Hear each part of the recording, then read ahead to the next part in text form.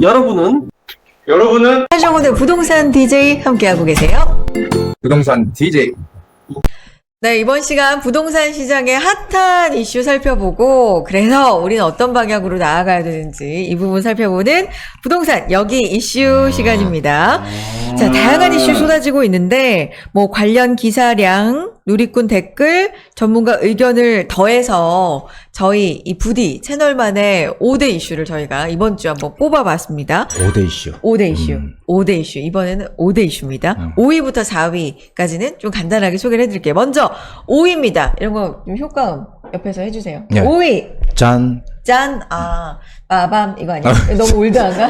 빠밤. 5위. 어쨌든. 양도세발 집값 양극화가 5위입니다. 새 정부 출범과 함께 다주택자 양도세 중과가 1년 한시 유예되면서 시장의 매물도 늘어나고 있다. 이런 소식인데요. 동시에 지역별 양극화도 심해지고 있다고 합니다. 개발 기대감이 큰 뭐 서울 강남이나 용산 이런 곳에는 최고가 매물이 늘어나고 있는데 그 이외의 지역들 서울 외곽 지역 특히나 매물이 좀 쌓이고 있다. 이런 소식 전해지고 있고요. 이게 5위였습니다. 4위 바로 갈게요. 4위. 예. 빠밤.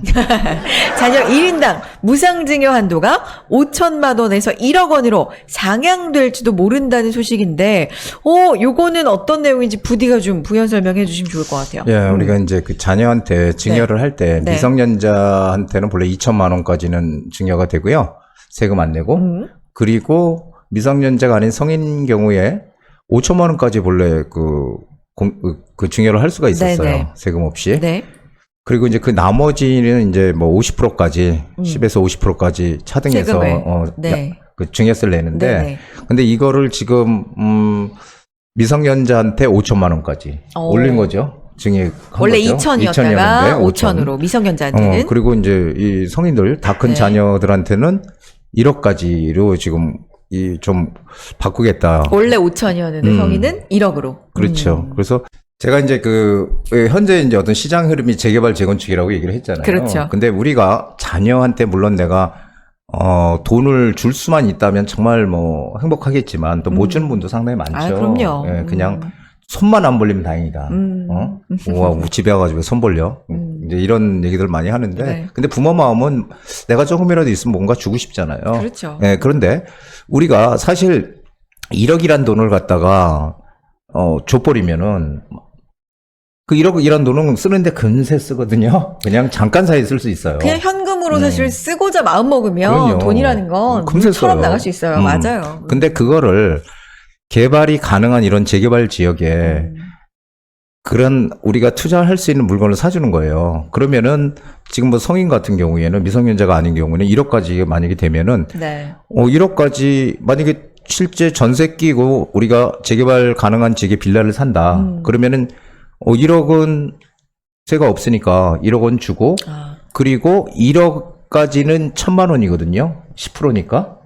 1억까지는? 예, 1억을 더 만약에 주면은 네네. 세금 10%만 내면 되거든요. 1억에다가 1억을 더 주면 그 1억까지는 10%. 네. 그러면은 우리가 한 2억 정도가 내가 여력이 된다면 자녀한테 그럼 한 2억 천 되겠네요? 그렇죠. 자녀한테 2억을 증여를 해줘도 1,000만 원밖에 세금을 안 낸단 말이에요. 증여세를. 네. 그러면은 얼마나 좋은 기회예요. 그런 우리 재개발이라는 건 기다리면은 나중에 좋은 지역에 투자해놓고 기다리면 거기가 나중에 아파트가 되잖아요. 그러면은 출발점은 처음에는 뭐 같을지 모르지만 우리 자녀가 군대도 가야 되고, 그렇죠. 대학도 가야 되고, 대학은 뭐 갔고, 군대도 가야 되고, 그리고 군대 갔다 오면 또 직장도 취업하고, 잡아야 되고, 결혼도 해야 되고, 10년 그렇죠. 후딱 가거든요. 맞아요. 그렇다면 10년 후가 되면은 그 지역이 개발이 돼서 그게 아파트로 지어지는 그런 과정을 겪게 되면은 이게 완전히 격차가 벌어지는 거죠. 같은 친구들 사이에서도. 그래서 저는 정말 그런 어떤 자녀들한테 뭔가를 주기 위해서 돈을 줄 게 아니라 그런 어떤 부동산을 물려줘라. 그게 나중에 정말 커다란 힘을, 우리 자식들한테 줄 것이다. 이런 얘기를 참 많이 드렸거든요. 그러니까 부동산을 통째로 주는 것만이 방법이 아니라 이렇게 되면 어쨌든 1억 더해서 1억 정도, 2억 정도를 저도 1,000만 원 내니까. 줘도 세금 뭐 1,000만 원 정도 생각하고 그렇게 해서 부동산을 조금 묻어둘 수 있는 개발 그렇죠. 가능한 뭐 이런 쪽으로만 생각을 해도 자녀의 미래에 좀 큰 도움이 될 것 같다. 네. 오히려 기회다. 그렇죠. 이런 내용으로 말씀을 해주셨습니다. 좋아요. 3위 갈까요? 예. 네. 3위 갑니다. 짜잔. 오, 재건축 안전진단 기준 완화 결국 내년으로 이 얘기도 드린 적이 있는데 정부가 윤석열 대통령의 공약이죠. 재건축 안전진단 기준 완화를 내년 상반기 이후로 연기했습니다. 그러면서 재건축 초기 단계 아파트 단지들의 고민도 지금 깊어지고 있다는 소식인데 일부 단지는 안전진단 신청 계획을 아예 보류하기도 했다는 소식이 전해지고 있어요. 자, 부디 이거는 우리가 얘기를 잠깐 좀 한 적이 있잖아요. 그렇죠? 그렇죠. 안전진단을 뭐 처음에는 뭐 안에 좀 늦추겠다라고. 맞아요. 처음에는 바로 취임하자마자 할 하겠다고 것처럼. 했다가 네. 그다음엔 좀 이제 늦추겠다고 했다가 또 바로 한다고 했다가 다시 또 지금 1년 뭐 유예하겠다. 그 안전진단 기준만 풀어주면은 재건축의 날개를 사실 다는 거거든요. 네. 근데 아예 안 한다는 건 아닌데. 근데 저는 그렇게 생각해요. 이게 뭐냐면은 네. 우리가 항상 모든 정부가 다 똑같은데 네. 규제를 계속 강한 규제가 있다가 규제를 풀면서 뭔가 이제 적극적으로 공급을 늘리고 규제를 완화하고 이런 정책들을 피잖아요. 그런데 그러다 보면 항상 부작용이 있잖아요. 집값이 오르는 거. 규제를 풀어준다니까 막 집값이 올라. 지난번에도 얘기했지만 분당직 많이 올랐잖아요. 맞아요. 1기 신도시들. 네. 자, 이렇게 오르게 되니까 그 역풍을 맞을까봐 정치권에서 우려하는 것 같아요. 이 역풍. 그러니까 아니 집값을 다 올려놔? 이제 이렇게 막. 근데 절대 그렇게 하면 안 되는 거예요. 왜 그러냐면은 이런 정책들은 힘있게 밀고 나가야 돼요. 왜냐 항상 우리가 단기적으로 어떤 부작용은 반드시 존재하거든요. 그래서 단기적으로 집값이 오를 수는 충분히 있어요. 하지만 그거를 감수하고 밀어붙여야 결국은 향후 한 4년, 5년, 6년 후가 되면 집값이 안정화가 되는 거지. 네.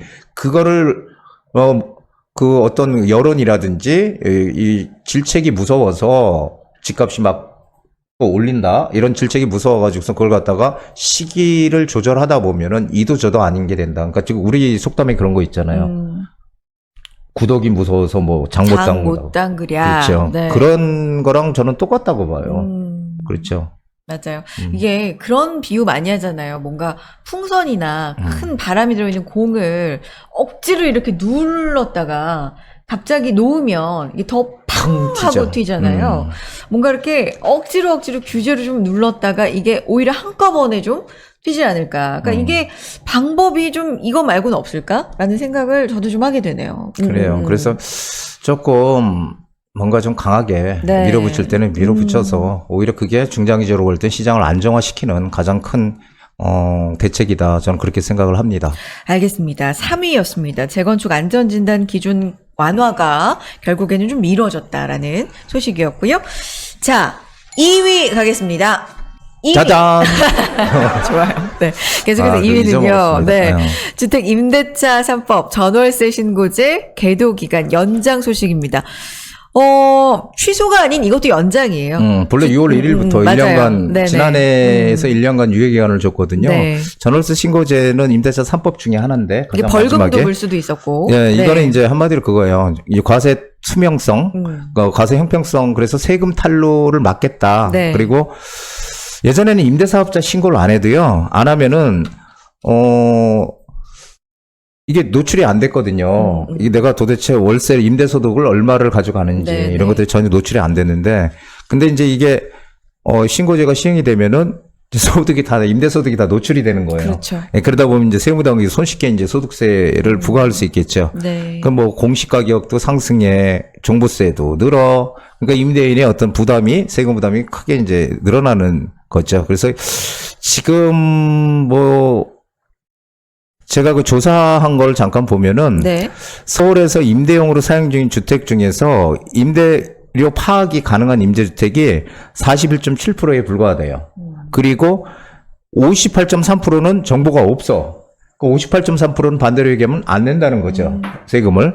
근데 지방은 더 심각합니다. 지방은 지금 그 노출이 안 돼 있는 게 79.2%예요. 지방은 거의 뭐 무풍지대야. 그러네요. 그러니까 세금 안 내. 지방. 근데 이게 이제 전부 다 노출이 되는 거니까 조금 심각하고 그리고 실제로 6월 1일부터 시행이 되면은 아직까지 모르는 사람들이 태반이거든요. 네네. 예, 그러다 보니까 아마 좀 뭔가 보완을 좀 하든지 해서 좀 유예 기간을 일단 좀 두려고 하는 게 아닌가 네. 그런 생각이 듭니다. 알겠습니다. 주택 임대차 3법 전월세 신고제 계도 기간 연장이었고요. 자, 2위였습니다. 이게 이번 주 내내 관심을 받았고 대망의 1위입니다. 빠밤. 대망의 1위는 일단 요거 보기에 앞서서 많이들 하시는 밸런스 게임을 저도 부디한테 좀 제안을 할까 합니다. 밸런스 게임 아세요? 이거냐 했을 때 들어봤어요. 바로 대답을 하시는 거예요. 너무 고민하지 말고. 자, 좋아요. 오케이. 아파트, 빌라. 아파트. 오케이. 그러면 한 달에 대출이자 300만 원 나가는 인기 아파트 아니면 이자 부담이 없는 비인기 빌라. 하나, 둘, 셋. 그 조금 그 예지영이가 예, 바로 조금, 나와야 돼. 조금 바로 나와야 돼. 아니 그 조금 어려워요. 아, 그래요? 왜요? 그게 왜요?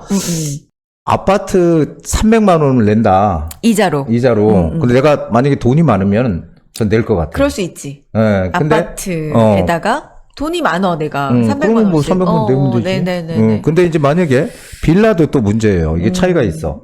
빌라도 재개발이 가능한 지역에 어떤 입지 좋은 지역의 빌라라면 전 무조건 오케이. 근데 그게 아니고 그냥 아무런 개발 가능성이 없는 그런 빌라라면은 그거는 정말 하면 안 되거든요.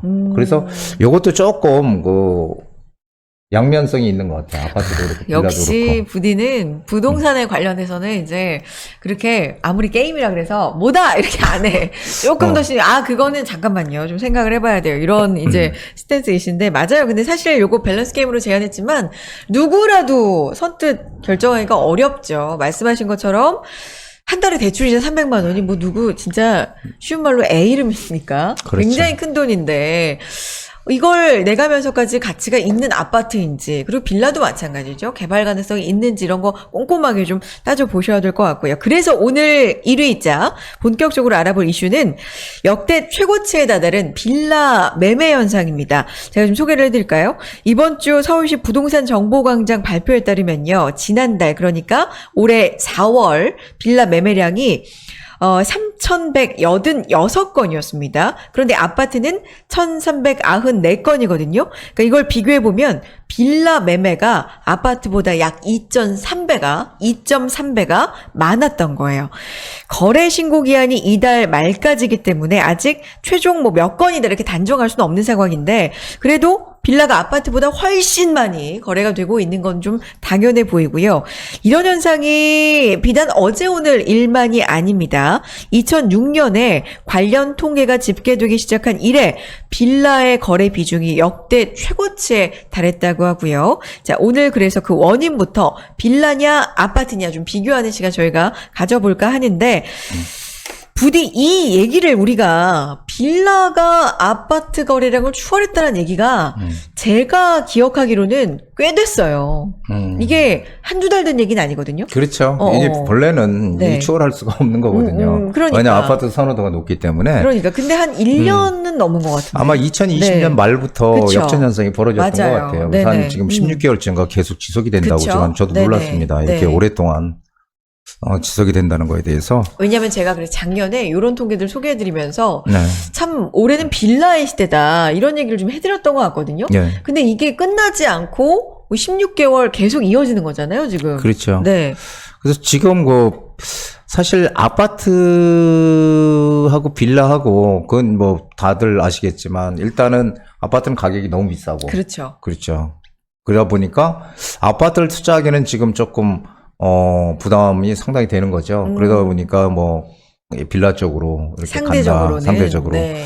이런 얘기도 많아요. 근데 이제 반면에 아파트가 비싸다고 해서 단순하게 빌라에 들어가 사는 것도 있지만 재개발을 노리고 빌라에 들어가는 수요가 의외로 많다는 거죠. 재개발, 왜냐하면 서울시장이 재개발을 활성화시키겠다 이렇게 지금 얘기를 하고 네.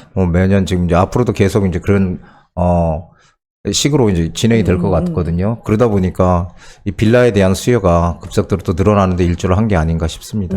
그렇군요. 그래서 지금 가격 차이를 좀 비교해 주시면 좋을 것 같아요. 그래서 아파트가 이제 비싸서 못 산다고 했잖아요. 네. 그러면 도대체 정확하게 얼마나 가격 차이가 나는 건지, 뭐 평균으로라도. 빌라가 지금 서울 2021년 4월 달에 서울 지역 평균 매매가가 아파트가 11억, 그 다음 빌라가 뭐 3억 2천? 2천만 뭐 이렇게. 원대. 그래서 뭐 가격이 뭐 7억, 뭐 한 8천만 원 정도 이렇게 뭐 난다고 하는데. 평균적으로. 네, 평균적으로. 2021년 4월 자료예요. 네. 근데 지금은. 네. 1년이 아파트가 지났죠. 12억 뭐 7천만 원, 그리고 빌라가 뭐 3억 4,697만 원이라고 이렇게 돼 있는데 가격 차이가 뭐 9억 이상 나는 것 같아요. 근데 이것도 우리가 좀 일단 평균적으로 이렇게 보면은 차이가 나지만 네. 저는 이제 이걸 말씀드리고 싶어요. 그런데 사실 평균 매매가가 3억 2천 뭐 얼마라고 하니까 매매가 그러면 서울의 빌라들이 3억 얼마인가 이렇게 생각하는 분들이 네, 있거든요. 네, 네, 네. 근데 그것은 3억 얼마짜리의 빌라들은 서울에 정말 외곽에 어떤 개발 가능성이 전혀 없거나 이런 것들은 그렇게 되지만 실제로 어떤 중심 지역에 개발 가능성이 있는 데들은 지금 매매가가 4억 후반에서 뭐 6억까지 가요. 많이 올랐군요. 예, 네, 올랐죠. 네. 그게 왜냐면 진행이 되니까 네. 막 진행이 될 만하고 입지도 좋으니까. 그래서 그렇다고 하더라도 아파트랑은 차이가 많죠. 그렇군요. 그래서 일단 이렇게 평균적으로 봐도 가격 차이가 엄청나고 아파트는 1년 사이 또 올랐고 물론 빌라도 개발 가능성이 있는 곳들은 좀 많이 올랐습니다. 어쨌든 근데 단적으로 봤을 때 가격 차이가 꽤 나고요.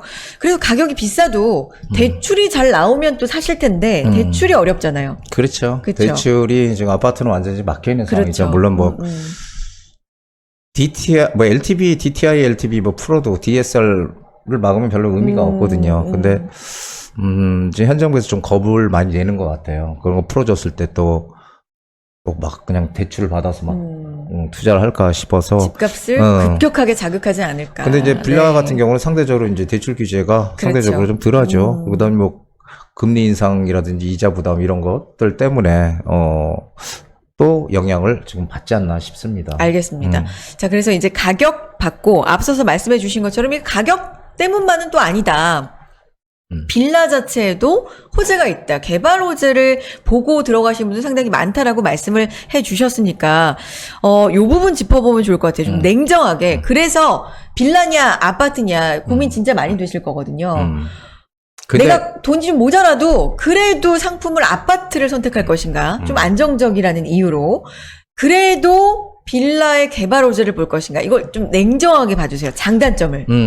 그러니까 저는 빌라 아파트를 두 개를 봤을 때 네. 아파트든 빌라든 우리가 투자를 해야 되는 이유가 있는데 아파트도 이미 뭐 다 완성이 되거나 재건축이나 어떤 리모델링의 가능성이 없는 그런 아파트는 사실은 큰 의미가 없고요. 우리가 투자의 목적이라면. 네. 빌라도 이 재개발, 지금 서울에 강하게 지금, 서울에서 지금 강하게 힘을 주고 있는 게 이 재개발하고 재건축이거든요. 그렇죠. 그럼 결국은 낡은 아파트가 새 아파트로 바뀔 수 있는, 즉 재건축이 될 수 있는 가능성이 있는 아파트. 그리고 낡은 동네가 새 동네로 바뀌는, 즉 재개발이 가능한 그런 지역, 그런 빌라. 이런 것들이, 우리가 투자를 해야 되는 거지, 그냥 단순하게 뭐 빌라라고 해서 투자를 하면 안 된다라는 게 생각이에요. 물론 이제 거주는 틀리겠지만, 그래서 지금 서울시의 가장 큰 정책 중에 하나가 재건축 재개발 활성화인데, 그 정부도 마찬가지고요. 근데 재건축은 일단은 지금 당장은 풀기가 좀 어려운 상황이거든요. 네. 좀 시기 조절을 지금 하겠다고 했으니까. 그렇다면은 남아있는 거는 유일하게 재개발밖에 없어요. 서울에 공급할 수 있는 맞아요. 방법이. 네. 그렇다면은, 이 빌라가 어쨌든 먼저 지금 진행이 될 수 있는 그런 요소를 가지고 있고, 재건축은 투자금도 많이 들어가고, 그러니까 빌라 쪽으로 뭔가 우리가 호재가 크니까 일단 빌라를 한동안은 좀 눈여겨봐야 되지 않을까. 저는 물론 이제 재개발 가능한 빌라를 얘기하는 겁니다. 그렇죠. 빌라도 빌라 나름이고 어쨌든 호재가 있어야 되지만 근데 전통적으로 빌라는 좀 빌라는 사는 거 아니야. 빌라는 가격이 잘 안 올라. 빌라는 팔려고 해도 잘 안 팔려. 이런 사실 인식들이 좀 있긴 있거든요. 저도 옛날에 처음에 부동산 하기 전에도 그 얘기를 들었어요. 그죠. 빌라는 사는 순간 가격이 그러니까. 떨어진다. 네. 그래서 저는 그게 도대체 무슨 말인가 했는데 예전에는. 근데 그 의미는 아무래도 아파트는 이제 세대수도 크고 각종 뭐 편의시설가 잘 돼 있고 빌라는 사실 예전에는 주차장도 잘 없고 막 이랬거든요. 그러니까 근데 이제 결국에 거기서 얘기하는 빌라라는 것은 재개발이 안 되는 빌라들 그런 쪽 얘기를 해왔던 것 같아요. 그리고 그 말은 맞습니다. 그러니까 제가 얘기하는 건 빌라도 똑같은 빌라가 아니다. 우리가 투자를 하고 해야 되는 것들은 재개발이 가능한 그런 빌라를 투자하는 거지 그냥 빌라를 사는 게 아니다. 양쪽으로 좀 나눠서 생각해야 될 것 같아요. 그러니까 지금 모든 빌라가 좋다고 하시는 게 아니라 개발 호재가 있는 곳을 잘 선택을 해야 된다라는 말씀이시고요. 자, 그러면 좀 정리를 해가지고 정비사업 대상지 빌라들을 주목하라는 말씀 맞죠? 그렇죠. 부디, 그렇죠? 예. 그러면 맞습니다. 좋은 좋은 빌라를 고르는 법을 좀 정리를 해주실까요?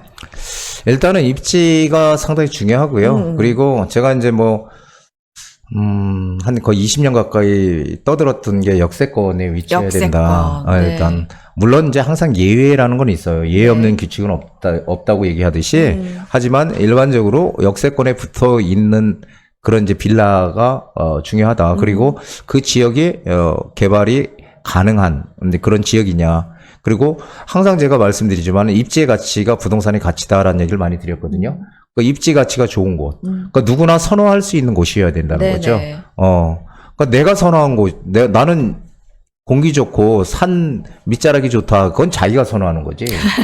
그렇죠? 모든 사람이 선호하는 거 아니거든요. 그러니까 내 기준에 맞추면 절대 안 되고 네. 남이 선호하는 지역이어야 된다는 거죠. 그래서 네. 그런 걸 좀 판단을 잘 해보셔야 될 것 같아요. 기본은 지켜야 돼요. 입지가 좋은 곳, 아파트도 입지 좋은 곳 찾듯이 빌라도 당연히 입지가 좋은 곳. 그게 아파트가 된다면 또 상상을 해보면서 여기 입지가 어떨까? 그렇죠. 그렇죠? 뭐 그런 부분도 있고 지금 말씀해 주신 거 들으면 아파트라 그래서 다 좋은 거 아니고 빌라라 그래서 다 좋고 그렇죠. 다 나쁜 거 아니고 그렇죠?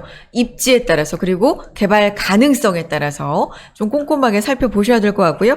그래서 저희가 여기 기다리고 있습니다, 여러분. 아니 얼마나 좋아요. 상담도 받아보시고 그렇게 상담 받아보시면서 커피까지 드리고 있다니까요. 저희 지금 선물 드리고 싶어서 진짜 안달났습니다.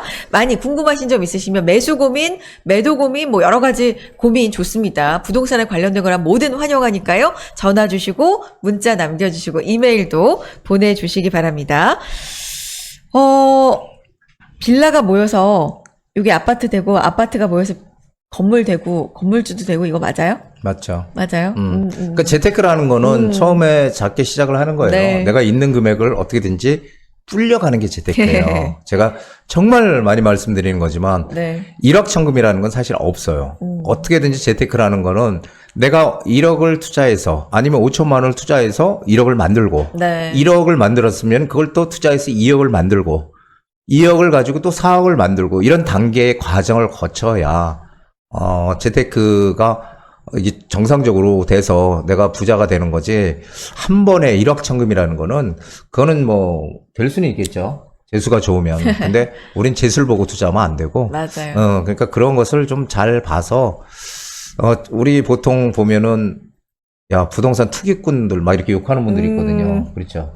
유튜브에서도 그렇고 야 너 그래 너 혼자 다 살아 아직. 너 혼자 다 살아. 그래서 그런 분들이 있는데 그렇게 생각하지 마시고요. 재테크나 주식이나 모든 게 다 똑같습니다. 이 부동산이나 재테크의 하나의 방법일 뿐이다. 맞아요. 이렇게 생각하시면 될 것 같아요. 맞습니다. 그리고 우리 부독자님들, 부자가 되실 부독자님들께서는 더더군다나 많이 이런 부분을 알고 계실 거고 또 신중하게 생각하시리라 생각 들고요. 저희 기다리고 있으니까 뭐든 문의 주시기 바랍니다. 지금까지 부동산 여기 이슈였습니다.